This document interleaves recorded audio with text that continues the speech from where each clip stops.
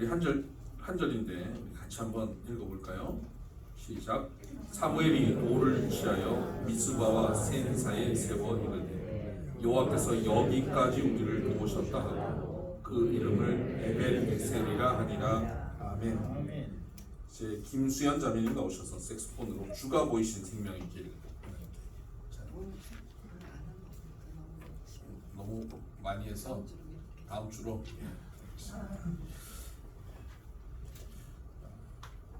조용필은 무대에 혼자 쓴다. 그런 속담이 있습니다.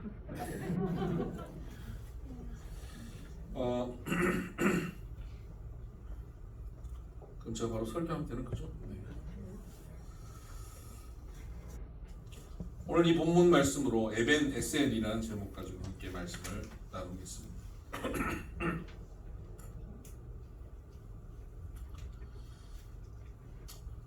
성도님들이 함께 모여서 말씀을 나누는 자리였습니다. 한 성도님이 본인의 간증을 하고 있었습니다.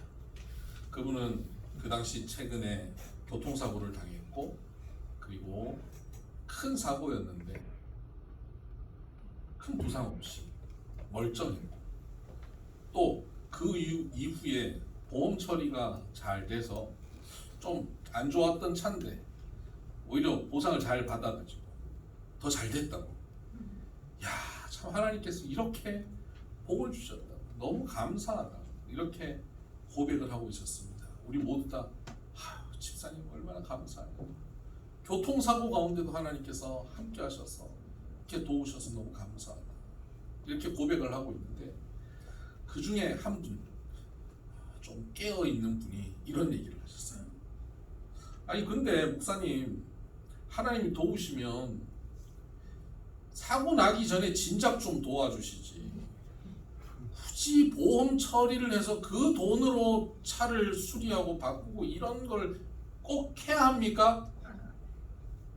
사고 난 이후에 뒤수습을 은혜롭게 해주고 뒤수습을 잘 해주셨다고 감사하다면 하나님은 보험회사를 운영하시는 건가요? 이렇게 딴지를 거는 거예요. 순간 제가 욱했어요. 그런데 가만 생각하니까 대꾸할 말이 없어요.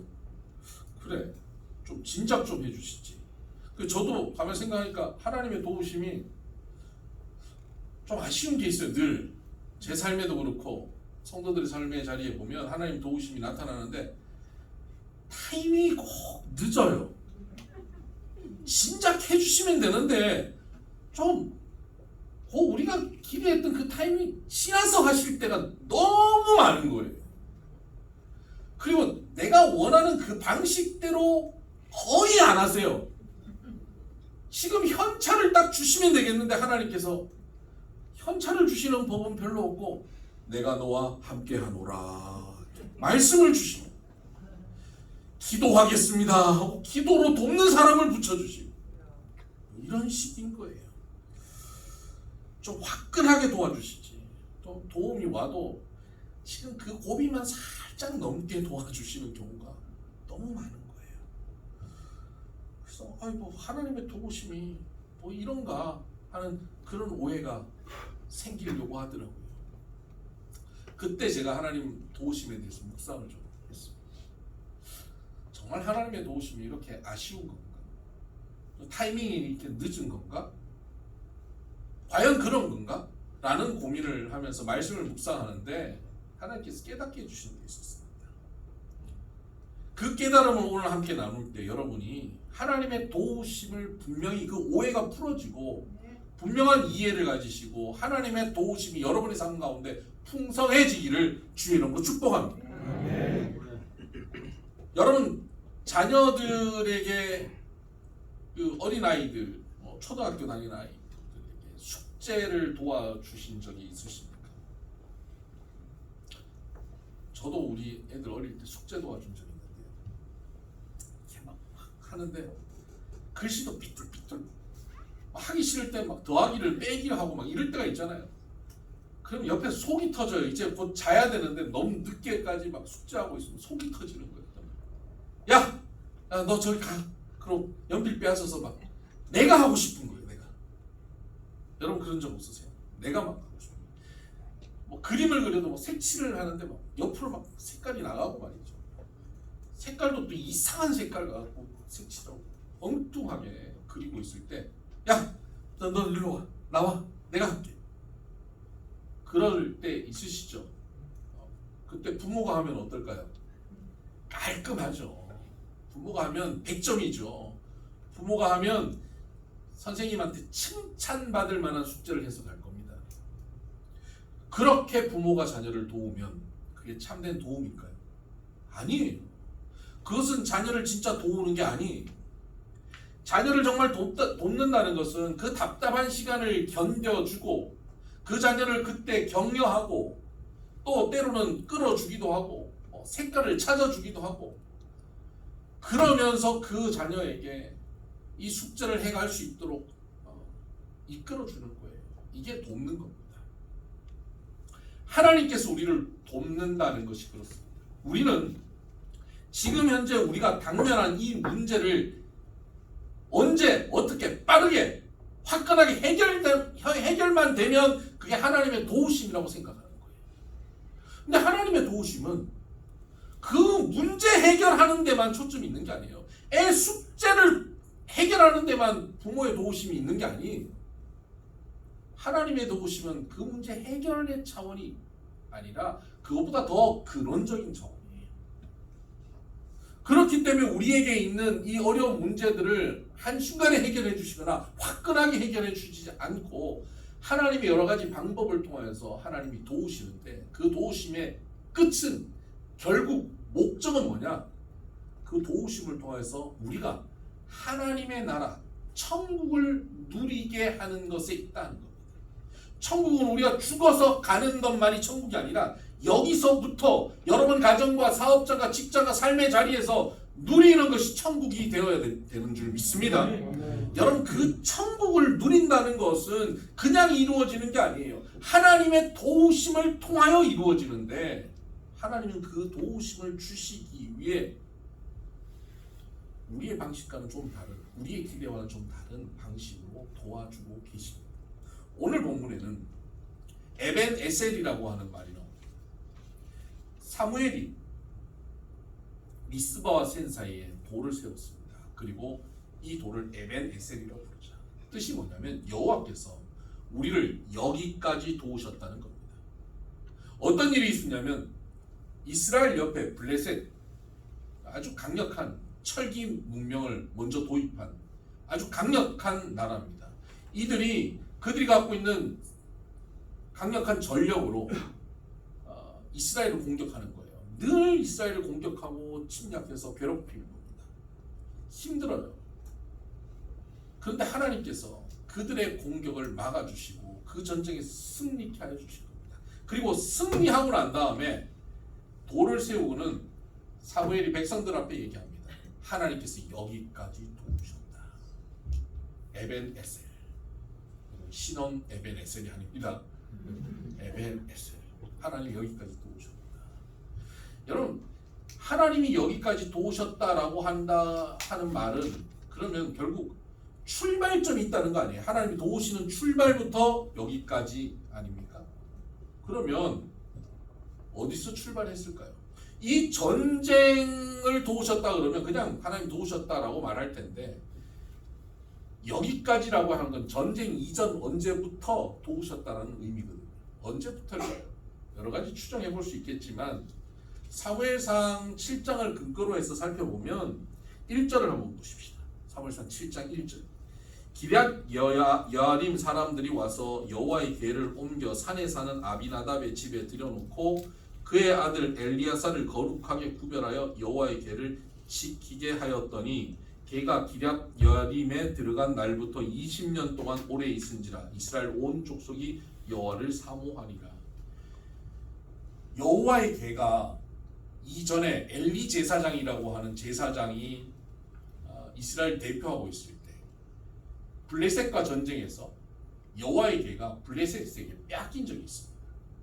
이 이스라엘 백성들이 하나님을 제대로 섬기지 않고 자기의 소견에 옳은 대로 행하고 자기 욕심과 죄 가운데 빠져 있을 때 그들이 언약궤를 가지고 전쟁터에 나갔다 언약궤까지 빼앗겨버리는 사건이 벌어진 거예요. 그 사건의 소식을 듣고는 엘리 제사장은 의자에서 떨어져서 목이 부러져 죽습니다. 충격적인 일이 벌어지죠. 전쟁에선 졌죠. 이스라엘을 위하여 기도하던 제사장이 죽었죠. 이스라엘은 충격 가운데 빠져 있었습니다. 그런데 그 빼앗겼던 언약궤가 블레셋에서 하나님이 역사하심으로 자연스럽게 이스라엘 사람들이 하나도 힘쓰지 않았는데 자연스럽게 다시 이스라엘로 돌아오게 된 겁니다. 이걸 보면서 이스라엘 사람들은 이야, 역시 여호와 하나님은 살아계십니다. 하나님은 블레셋보다 강하시다. 하나님이 이 세상에 어떤 신보다 강하신 분이시다라고 그들이 선포하고 믿게 된 거예요. 그리고는 그 언약궤를 가져오고 그 언약궤를 통해서 하나님 앞에 잘 예배하게 되는 겁니다. 그러면서 이스라엘 백성들은 좌절하고 절망했다가 언약궤가 오니까 그때부터 하나님을 더 섬기고, 또 엘리 제사장이 죽고 나니까 그 다음 사무엘이 그 뒤를 이어서 대표적인 제사장의 역할을 감당하고 이스라엘을 영적으로 지도하기 시작하는 겁니다. 바로 이때부터 미스바와 센 사이에 돌을 세운 이날까지 20년의 세월, 이 20년의 세월 동안 하나님께서 우리를 도우셨다라는 그런 의미입니다. 에베네셀, 지난 20년 세월을 하나님께서 우리를 도우셨다. 여러분, 하나님께서 우리를 도우시는 것, 여러분의 과거 어느 시점부터 하나님 우리를 도우셨죠. 또 앞으로도 또 도와가실 거예요. 그 기간 동안 하나님이 우리를 도우셨는데 어떻게 도우셨는지를 오늘 성경을 통해서 우리가 살펴보면, 아, 하나님의 도우심은 이런 식이구나 하는 것을 우리가 알게 됩니다. 하나님은 저와 여러분을 어떻게 도우셨을까요? 그리고 앞으로 또 어떻게 도와가실까요? 먼저 하나님의 도우심은 2절에 분명히 나오는데요. 2절 하반절에 보면 이스라엘 온 족속이 여호와를 사모하니라 그랬어요. 여기서 하나님의 도우심을 통해서 이스라엘에게 벌어지는 일은 뭐냐면 여호와를 사모함이 일어나게 된다는 거예요. 여기서 사모한다라고 하는 이 단어는 나하라고 하는 단어. 그냥 저분을 내가 좋아한다, 사랑한다 이런 뜻을 넘어서는 겁니다. 나하라고 하는 단어는요, 부르짖다, 슬픔 가운데 잠겨서 찾다 이런 뜻입니다. 여러분, 하나님을, 여호와 하나님을 슬픔 가운데 잠겨서 부르짖어 찾는 것, 그것이 나하예요. 사모하는데 그냥 사모하는 게 아니라 슬픔 가운데, 고통 가운데, 어려움 가운데, 절망 가운데 하나님을 막 간절하게 찾는 거예요. 이게 나하예요.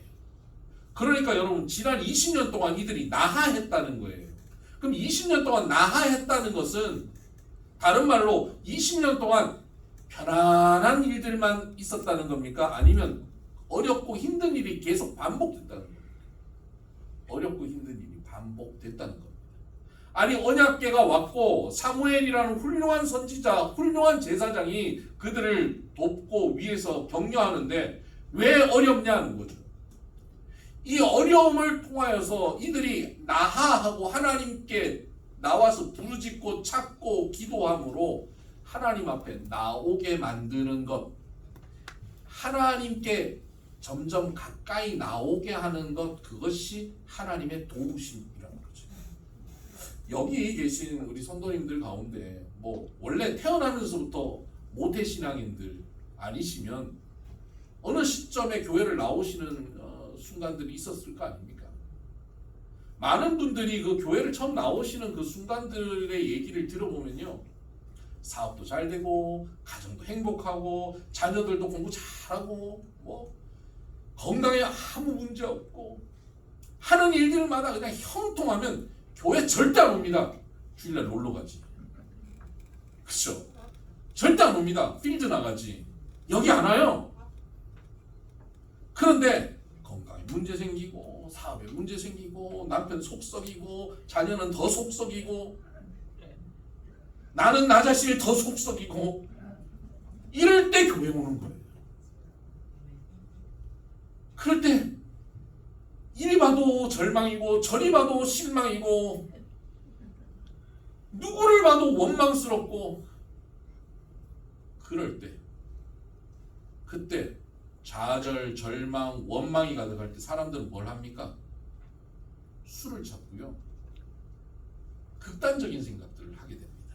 그런데 하나님이 도우시면 그때 술을 찾지 않고 그때 무슨 마약을 찾지 않고 그때 극단적인 선택을 하지 않고 한강다리로 가지 않고 그때 교회로 나오게 되는 것, 이게 하나님의 도우심이라는 거예요. 나하한다는 것은 문제가 없는 평안한 상태에서 하나님을 사모한다는 게 아니라 우리의 삶의 자리에 문제가 계속 반복되는 과정을 통하여서 나 자신에게는 절망하고 하나님께 소망을 가지게 하는 것, 이게 나하입니다. 하나님은 우리를 이렇게 도와주신다. 예수님이 천국에 대한 비유를 말씀하시면서 하나님 나라에 대한 비밀을 말씀하시면서 비유로 말씀하셨는데 씨 뿌리는 비유를 말씀하십니다. 야, 농부가 씨를 뿌리는데 말이야, 이 씨가 하나님의 말씀이야. 근데 밭은 사람의 마음이야. 근데 씨를 뿌리는데 어떤 씨는 길가에 뿌려졌어, 어떤 씨는 돌짝밭에 뿌려졌어, 어떤 씨는 가시밭에 뿌려졌어. 뿌려졌더니 길가에 있는 것은 주인이 없는데 새가 와서 주워 먹어버렸어. 돌짝밭에 뿌려진 씨는 뿌리를 깊이 내리지 못해서 결국 말라 죽어버렸어. 가시밭에 뿌려진 씨는 자라나다가 가시의 기운에 막혀서 더 이상 자라지 못하고 열매를 맺지 못해. 하나님의 말씀이 뿌려졌지만 그 마음 상태에 따라서 하나님의 그 나라가 이루어지지 못해. 그럼 어떻게 해야 그 하나님 나라가 이루어지죠? 마음이 옥토와 같아야 그 씨가 뿌려서, 말씀이 뿌려서 그곳에서 열매가 맺어지는데 몇 배로 맺어지냐면 몇 배요? 30배, 60배, 100배로 맺어집니다. 하나님의 나라는 이와 같다라고 예수님이 설명하고 있어요. 이제 하나님의 나라는 어떻게 누리냐면 내 마음이 옥토가 될 때 누려지는 거예요. 말씀은 변함이 없는데 우리의 마음 상태가 어떠냐에 따라서 하나님 나라가 누려지기도 하고 누려지지 않기도 합니다. 여러분, 하나님의 도우심은 목적이 어디라고요? 우리를 천국 누리게, 하나님 나라 누리게 하는 데 있다라고 말씀드렸죠. 그러면 우리가 하나님 나라를 누리게 하기 위해서 하나님은 우리를 도우시는데 뭘 도우시겠어요? 길가 같은 마음, 돌밭 같은 마음, 가시밭 같은 우리의 마음을 계속 기경하여 가지고 우리 마음을 옥토로 만드는 것이 하나님의 도우심이에요. 하나님의 도우심은 사업도 잘 되고 우리 공부도 안 하는 애가 100점 맞고 남편이 직장에서 승승장구하고 화장도 제대로 하는데 뽀송뽀송해지고, 이게 하나님 나라가 아니에요. 하나님의 도우심이 그게 아니라고요. 하나님의 도우심이라고 하는 것은 내가 내 계획과 내 뜻대로 뭔가를 하니까 안 되고 문제가 발생하고 절망이 오고 그때 절망에서 주저앉아 있던 나를 하나님 앞에 나오게 해서 하나님을 사모함으로 하나님께 부르짖게 하는 것, 이것이 하나님의 도우심이에요. 여러분이 오늘 이 자리에 나오셨다고 하는 것, 그것이 이미 하나님의 도움을 받았다라는 겁니다. 오늘 특별히 처음 나오신 분들, 포천에서 오신 분들, 하나님이 얼마나 많이 도와주셨는지, 가족 단위로 오신 분들 하나님이 아주 그 가족을 얼마나 축복하셨는지, 여러분은 하나님의 도우심을 받은 분들이에요. 하나님이 도우셔서 우리를 옥토로 만들고 계십니다. 그래서 우리의 마음이 점점 기경되고 하나님 나라가 되어가게 만들고 계신다는 거죠. 지난 20년간 이스라엘 백성들에게 그냥 잘되고 형통해서 마음만 교만해지고 딱딱해지고 혼자 잘난 체하고 내가 하면 다 잘되지 나는 다 잘돼, 나는 태생부터 잘돼, 나는 금수저야, 이러고 사는 인생이 아니라 안 되고 내가 하는 일들마다 안 돼서 하나님 어떡합니까? 하나님 앞에 많이 울고 하나님 앞에 기도하고 하나님의 도움을 받음으로 그때마다 조금씩 풀리고 너는 내게 부르짖으라. 내가 내게 응답하리라. 내가 알지 못한 크고 은밀한 일을 내게 보이리라 하시는 하나님의 약속이 성취되는 것을 경험함으로 마음이 옥토가 되어가는 과정이 되는 것. 이것이 하나님이 도우시는 모습이다. 여러분 어떻게 하나님 도우심 많이 받고 계시죠? 제가 여러분의 삶을 뭐 다는 알지 못하지만 드문드문 들어보면요, 다 어쩜 그렇게 한결같이 하나님 도우심을 받고 계시는지 아주 지긋지긋하게 하나님 도우심을 받고 계십니다. 하나님의 도우심을 여러분 삶의 자리에서 풍성히 받고 계시는데 속히 나아하여서 옥토가 되어 가길 바랍니다. 옥토가 되어가는 어느 시점쯤 되면 그때 하나님의 두 번째 단계의 도우심이 나타나는데 그 도우심이 뭐냐면 3절입니다. 사무엘이 이스라엘 온 족속에게 말하여 이르되 만일 너희가 전심으로 여호와께 돌아오려거든 이방 신들과 아스타롯을 너희 중에서 제거하고 너희 마음을 여호와께로 향하여 그만을 섬기라. 그리하면 너희를 블레셋 사람의 손에서 건져내시리라. 이에 이스라엘 자손이 바알들과 아스타롯을 제거하고 여호와만 섬깁니다. 두 번째 단계의 하나님의 도우심은요, 말씀이 선포되어지고 그 말씀에 순종하는 도우심을 받게 되는 겁니다. 우리는 사실 누가 뭐라고 말하면 그거 딱 듣기 싫어하는 사람. 어린애들만 부모가 얘기하면 듣기 싫어하는 게 아니라 나이 들수록 점점 더 듣기 싫어지는 것 같아요. 아니 젊을 때는 좀 들을 것 같은데 나이 드니까 이 잔소리가 얼마나 싫은지, 뭐라고 얘기하면 다 가르치는 거 같고 어디 가서 배우기가 싫어요. 누가 뭐라고 얘기하면 나 다 아는데 또 얘기하는 거 같고 잔소리 듣기 싫죠 여러분들. 남들도 그렇습니다. 여러분의 배우자들도 그렇습니다. 듣기 싫어요. 그러니까 가르치지 마세요. 자꾸 얘기하면 나는 좋은 마음으로 도우려고 말하는데 딴 사람이 들을 때 그게 다 잔소리입니다. 들으려고 할 때 해주는 게 좋죠. 근데 하나님의 도우심이 임하면 어떤 일이 벌어지냐면 잔소리 듣기 싫어하는 것이 인간의 본성인데 들으려고 하는 마음이 생기는 거예요. 성경에 보면 이 들으려고 하는 마음을 다른 말로 지혜라고 표현하고 있어요. 지혜로운 자가 돼요. 구약 성경을 한마디로 하나님이 복을 주시는 방법을 한마디로 정리하면 구약 성경에 기록되어 있는 하나님은 너희에게 이렇게 하면 복 주신다. 얼마나 복 주시냐면 너희가 들어가도 복을 받고 나가도 복을 받고 너희 집에 떡반죽 그릇도 복을 받을 것이다. 여러분 집에 있는 전기밥솥도 복받게 하신다. 그렇게 하나님께서 복을 주시겠다고 약속하시는데 그 복 받는 방법이 있는데 그게 뭐냐면 내 말을 듣고 내 말을 청종하고 너희가 그 말을 순종하여 행하면 복 받는다는 거예요. 우리는 누구 말을 듣기 싫어요. 아주 싫어요. 딱 한 번 하고 그냥 내가 알아서 할게 이러고 싶어요. 근데 지혜로운 사람은 또 듣고 또 듣고 또 듣고 또 듣고 자꾸 듣고 자꾸 들으면서 점점 하나님의 뜻에 순종해 가는 것, 그게 지혜로운 사람이에요.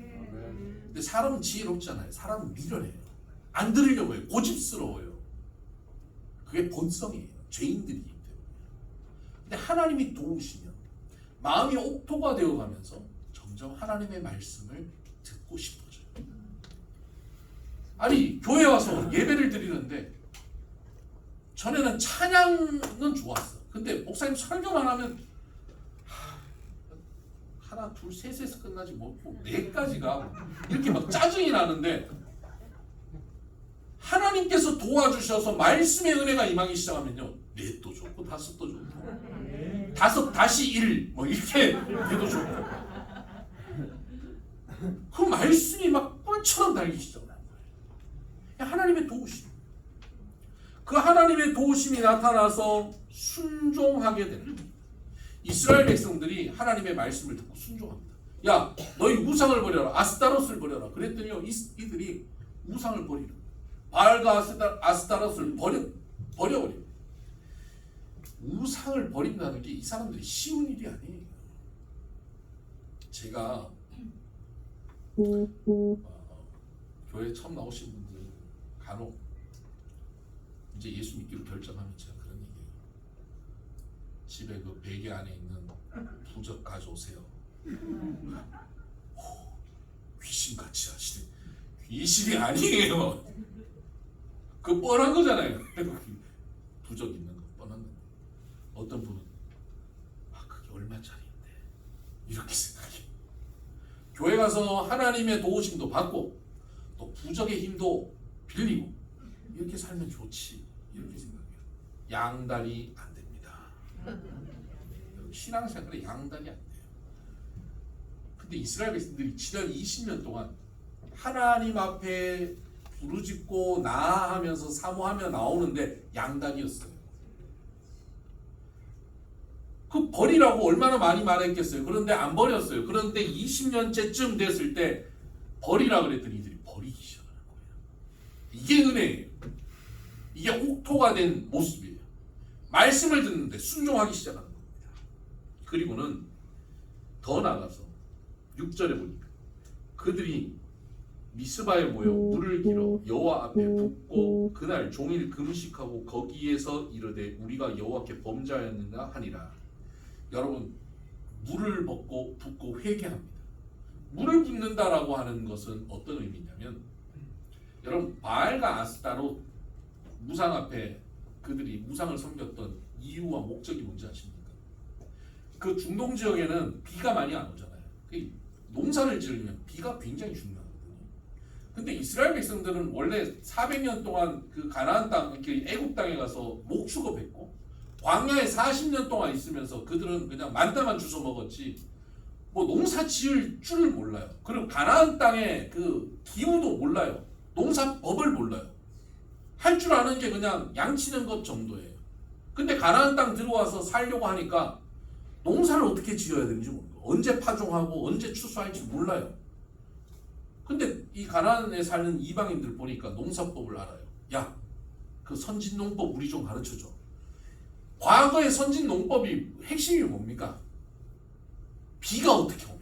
치수 아닙니까? 물을 잘 다스리는 것이거든요. 근데 물을 어떻게 하면 논밭이 잘 되지? 방법이 있지. 비결이 있지. 뭐냐?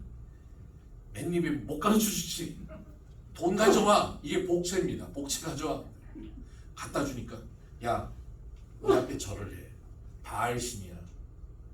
그리고 그 앞에 절하고 섬기는 거예요.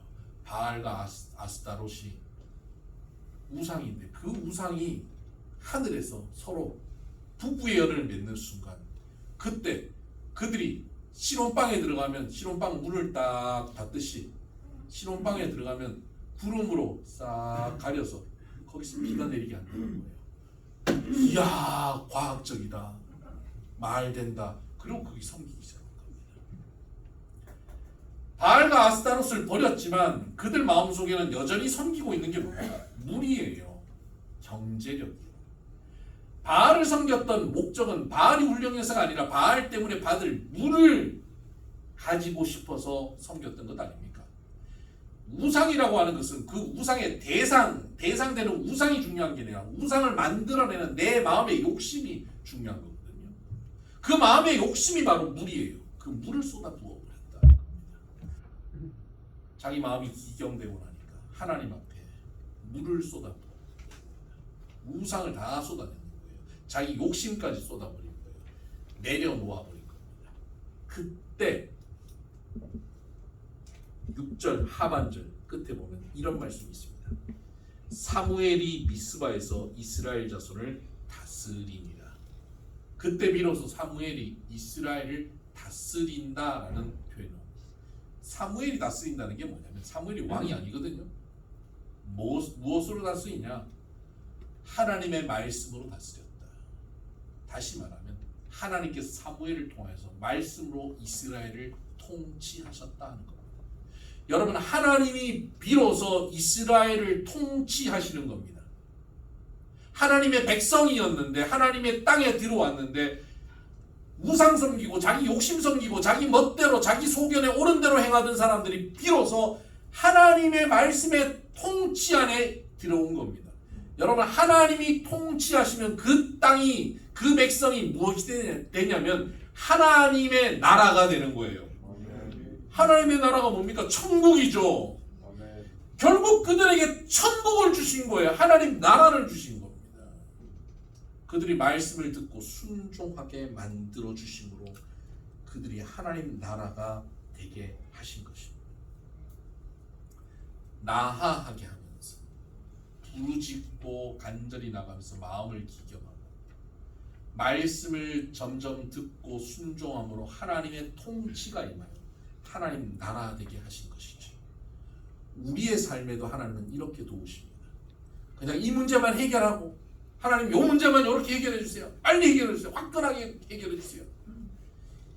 그렇게 도우시는 하나님이 아니라 그 문제를 통하여 우리가 하나님 앞에 나에게 절망하고 하나님께 소망하면서 나아가 부르짖고 그러면서 점점 옥도가 되어 하나님의 말씀에 귀 기울이고 말씀에 순종하여 내 욕심까지 다 내려놓는데 하나님의 통치가 내 삶 가운데 편만하게 이루어지는 것, 이것이 천국 되는 삶이에요. 이 천국이 되면 그 다음부터 아무 문제 없냐? 아니요.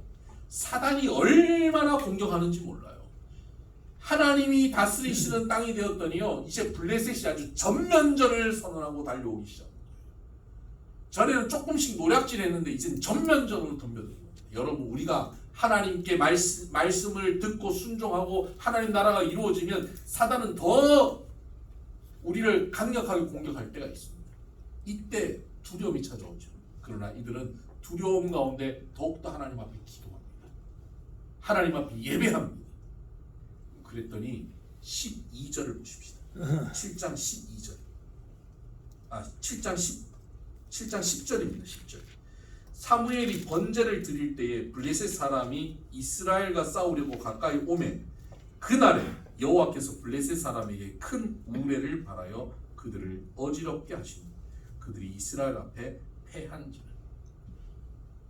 기도하고 예배하고 있었더니 블레셋 사람들이 자기들의 무기를 가지고 공격하러 왔는데 이스라엘 사람들은 기도하고 예배하고 있었어요. 그랬더니 하나님께서 하늘에서 우레를 발하여서 그들을 끝내버린 겁니다.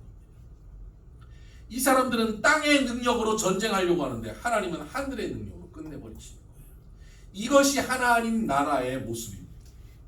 우리는 이 땅에 살고 있지만 이 땅에 발을 딛고 사는 사람이지만 하늘의 능력으로 사는 사람인 줄 믿으시길 바라요. 하나님 나라 천국을 사는 사람은 하늘의 능력으로 사는 사람들이에요. 우리의 논리와 우리의 생각과 우리의 계산 속에서 사는 사람이 아니에요. 우리가 논리로 계산으로 살아봐야 얼마나 살 수 있었습니까? 그렇게 계산대로 인생이 되던가요? 논리대로 인생이 진행됩니까? 아니에요. 이렇게 하면 되겠지. 안 돼요. 근데 하나님께서는 하늘의 우레를 통하여 우리의 방법이 아닌 하나님의 기묘한 방법으로 하나님의 역사를 이루어버리고 땅의 전쟁을 하나님께서 하늘의 전쟁, 스타워즈로 바꿔버립니다. 여러분, 이 역사를 경험하시기 바랍니다. 하나님의 나라는 우리는 하나 심으면 2개, 3개, 4개 나오면 잘됐다 하지만 하나님의 역사, 하나님의 나라는 하나 심으면 30개, 60개, 100배가 만들어지는 이 땅의 계산과는 전혀 다른 계산으로 하나님께서 인도하십니다. 이 은혜와 복, 이 하나님의 도우심이 저와 여러분 가운데 풍성해지기를 주의 이름으로 축복합니다. 아멘. 기도하십시다. 하나님 아버지 감사합니다. 에벤에셀, 여기까지 우리를 도우신 하나님을 찬양합니다. 하나님, 우리의 방식이 아니라 하나님의 계획과 방식으로 우리를 도우시는 하나님을 높여드립니다. 때로 우리의 삶의 자리에 반복되는 어려움과 문제 앞에서 좌절하고 절망하지만 하나님을 소망하며 하나님께 나아하고 나아갈 수 있도록 주님 도와주시옵소서. 그래서 우리의 길가, 돌밭, 가시밭 같은 우리의 마음들이 옥토로 변화되게 하여 주셔서 그런 우리의 마음에 주님 말씀을 들려주시고 우리를 지혜롭게 하셔서 하나님의 말씀을 듣고 청종하고 순종하여서 하나님의 통치함이 이루어지는 하나님 나라 되게 하여 주옵시고, 이 땅을 딛고 살지만 하늘을 사는 인생 되게 하여 주옵소서. 이 땅에 매여서 이 땅의 능력으로 사는 인생이 아니라 하나님께서 공급하시는 능력과 사랑으로 살아내는 인생들에게 차원이 다른 삶을 살아내는 것을 경험케 하여 주시옵소서. 아멘. 예수님 이름으로 기도드립니다. 아멘. 찬송가 342장.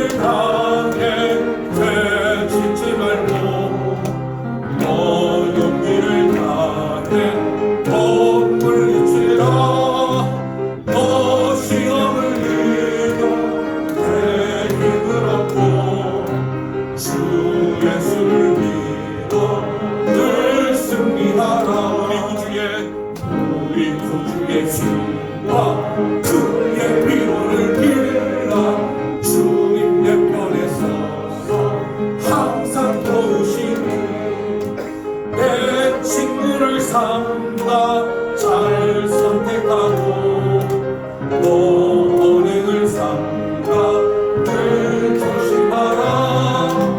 너 열심을 다해 늘 충성하고 온 정성을 다해 주 봉사하라. 우리 구주의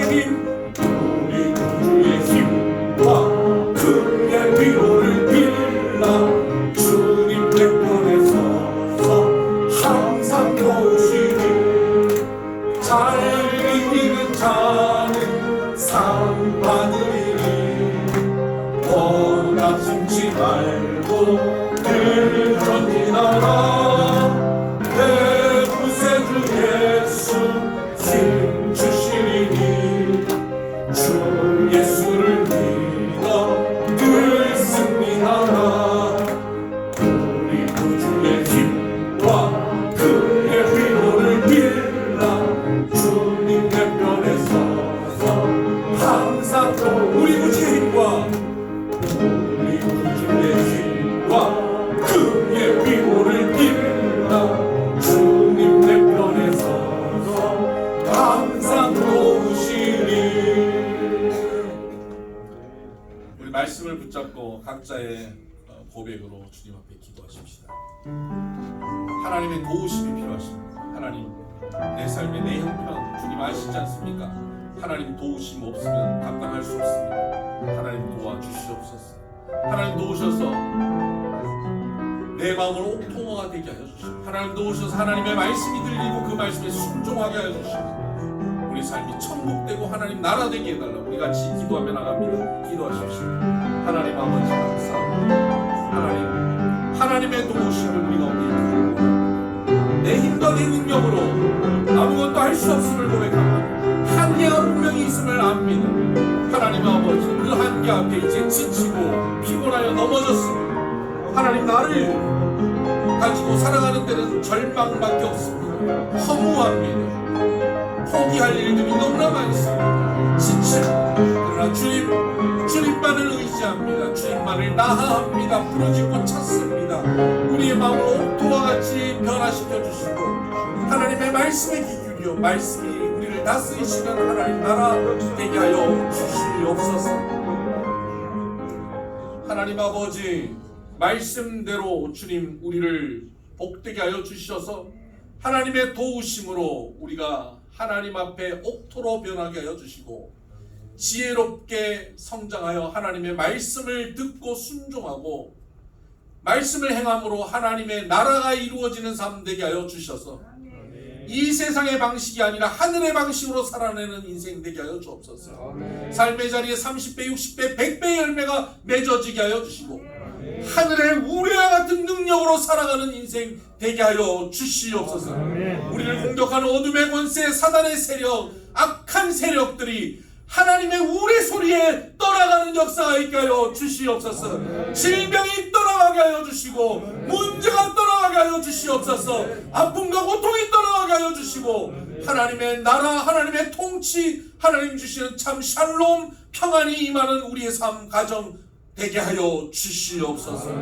우리 비선교회를 주님 복되게 하여 주시고 날로 부흥케 하여 주옵소서. 우리 성도들의 가정이 천국 되게 하여 주시고 자녀들이 거룩한 하나님의 사람들로 성장하게 하여 주시옵소서. 직장과 사업체를 복되게 하시고 형통하게 하여 주시옵소서.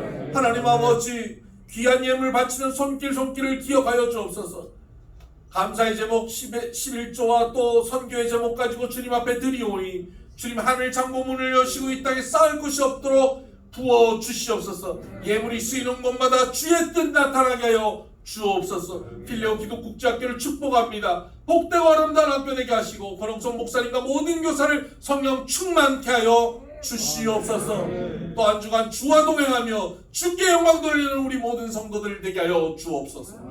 이제는 우리 주 예수 그리스도의 은혜와 하나님 아버지의 극진하신 사랑과 성령님의 감화 감동 교통 역사 충만하심이 하나님의 도우심을 받아 하나님 나라 천국 누리며 살기를 소원하는 사랑하는 비손의 모든 믿음의 권속들 머리 위에 이들의 삶의 길을 위해 이제로부터 영원토록 함께 하시기를 간절히 축원하옵나이다. 아멘.